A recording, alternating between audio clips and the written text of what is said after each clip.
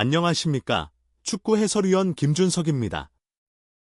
충격적인 조기 탈락을 확정지은 중국 U-17 대표팀이 마지막 경기에서 태국을 2대 0으로 꺾으며 유종의 미를 거뒀습니다.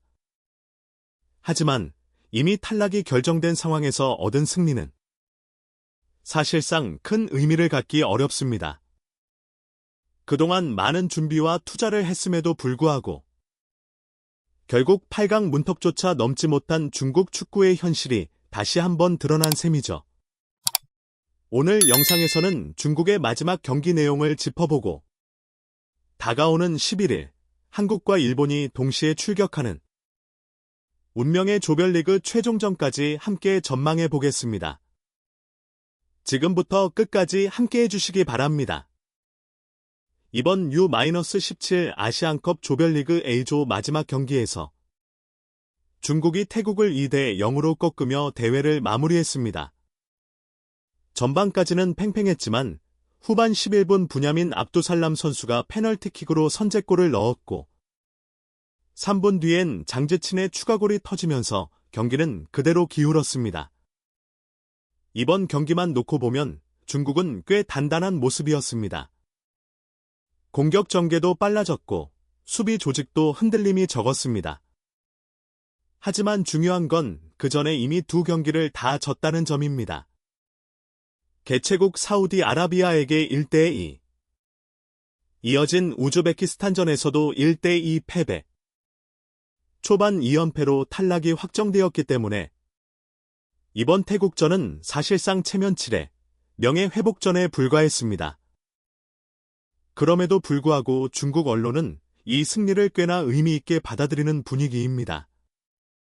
그래도 태국은 이겼다. 우리는 예전에 한국과 비긴 팀이다. 라는 식으로 스스로를 위로하는 보도들이 이어지고 있죠. 하지만 냉정하게 봐야 합니다. 태국은 이번 대회에서 전패를 기록한 최하위 팀입니다. 그런 팀을 상대로 거둔 승리를 두고 성장이라 말하기엔 무리가 있죠.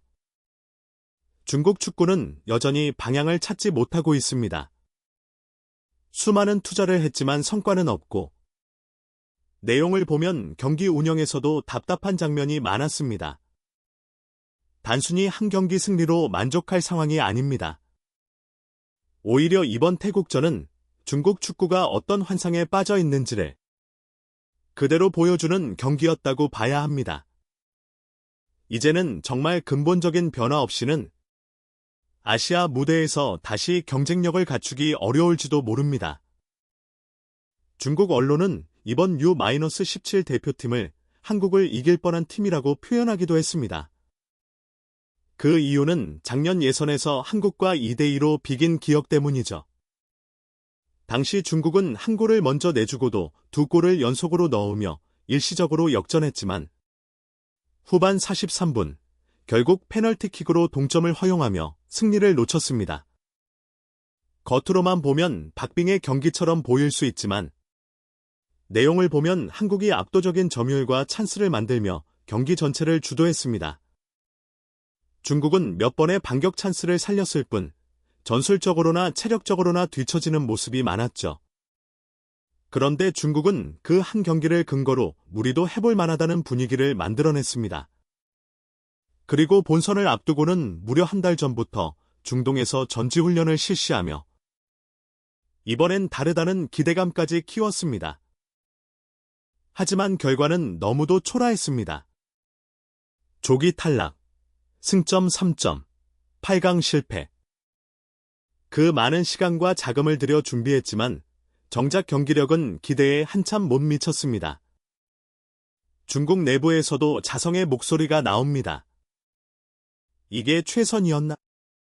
이 팀에 정말 미래가 있는가? 결국은 준비보다 더 중요한 건 기본기, 철학, 그리고 축구를 대하는 태도입니다. 한국과의 무승부 한 번으로 환상을 키우기엔 현실의 벽이 너무 높았습니다. 같은 A조에서 중국과 함께 경쟁한 우즈베키스탄과 사우디아라비아의 성적을 보면 더욱 대비가 됩니다.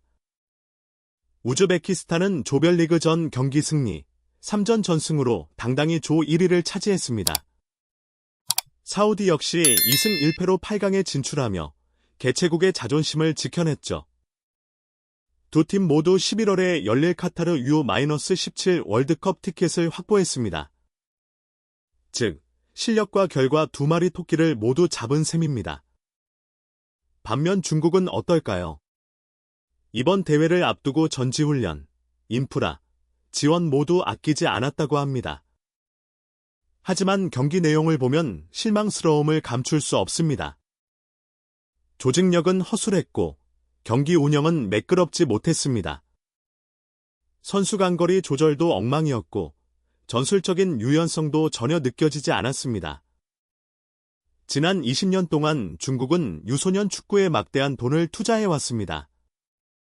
그럼에도 불구하고 기본적인 빌드업, 수비 전환, 압박 타이밍조차 제대로 갖추지 못했습니다. 결국 돈만으로는 축구 강국이 될 수 없다는 걸 다시 한번 보여주는 결과입니다.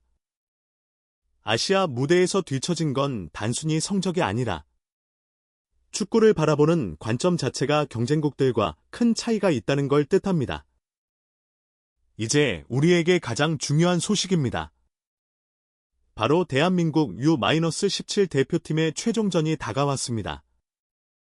경기는 한국 시간으로 11일 새벽 2시 15분, 예멘을 상대로 펼쳐집니다. 첫 경기에서 인도네시아에게 0대1로 패하면서 많은 팬들에게 충격을 안겼죠. 하지만 2차전 아프가니스탄전에서는 무려 6골을 몰아넣으며 완벽한 반등에 성공했습니다. 그 경기에서 보여준 공격 전개와 마무리는 정말 인상적이었고 무엇보다 선수들 표정과 분위기에서 자신감이 살아났다는 게 느껴졌습니다. 현재 한국은 시조 2위. 예멘과 비기기만 해도 8강 진출이 확정됩니다. 조 1위는 이미 인도네시아가 확보한 상황이기 때문에 우리로서는 무리한 공격보다는 안정적인 운영과 체력 안배가 핵심 포인트가 될 것입니다. 특히 공격진의 골 결정력이 살아나고 있고 수비 라인도 점점 안정감을 찾고 있다는 점은 고무적입니다. 이번 예멘전에서 실점을 최소화하고 우리 스타일대로 경기를 풀어나간다면 8강은 물론 그 이상도 노려볼 수 있습니다. 이제 중요한 건 흔들림 없는 집중력입니다. 첫 경기 패배는 있고 지금의 상승세를 이어가는 것. 그것이 바로 대한민국 축구가 보여줘야 할 저력입니다. 한편 일본 대표팀의 상황은 결코 안정적이지 않습니다. 현재 B조 선두에 있긴 하지만 1승 1무에 불과합니다. 그리고 마지막 상대는 쉽지 않은 팀, 바로 호주입니다. 특히 직전 경기에서 베트남과 1대1로 비긴 결과는 충격적이었죠. 그 경기에서 일본은 특유의 패스 플레이도 제대로 풀리지 않았고 결정력 부족과 경기 운영의 불안함까지 드러냈습니다. 만약 호주에게 패배한다면 최악의 경우 조별리그에서 탈락할 수도 있는 상황입니다. 이건 일본 축구 팬들에게는 악몽 같은 시나리오가 될 것입니다. 과연 일본이 호주를 넘고 8강에 진출할 수 있을까요? 지금 일본의 분위기는 결코 낙관적이지 않습니다. 자, 다시 정리해보겠습니다.